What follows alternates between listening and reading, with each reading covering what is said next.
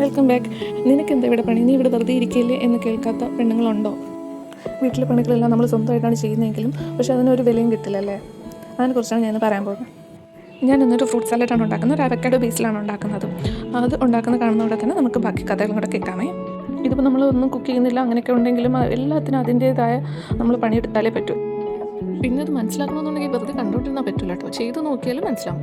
ചെയ്യുന്നവർക്ക് ഒരു ജോലിയുടെ പാടെന്താണെന്നുള്ളത് മനസ്സിലാവും. ഇതിപ്പോൾ ഫ്രൂട്ട് സാലഡ് ആണെങ്കിൽ പോലും ഇത് ഫ്രൂട്ട്സ് പീൽ ചെയ്യുക, ഓരോ ഫ്രൂട്ട്സ് എടുക്കുക, ഫ്രൂട്ട്സ് കട്ട് ചെയ്യുക, അതിൻ്റെ സീഡ്സ് മാറ്റുക, ഇതെല്ലാം എഫേർട്ടുള്ള കാര്യം തന്നെ. അങ്ങനെ തോന്നാനുള്ള മെയിൻ കാരണം എന്താണ്?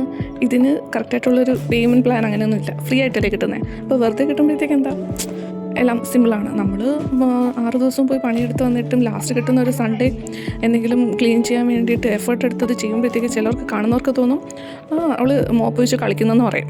അതുപോലെ വീട്ടിൽ കുക്ക് ചെയ്ത് കഴിക്കുകയാണെങ്കിൽ ചീപ്പാണെന്ന് പറയുന്ന ആണുങ്ങളെയൊക്കെ ഞാൻ കണ്ടിട്ടുണ്ട്. അപ്പോൾ അവർ പറയുന്നതിൽ അവരവരുടെ വീട്ടിലുള്ള പെണ്ണുങ്ങളുടെ എഫേർട്ട് കാണുന്നില്ല.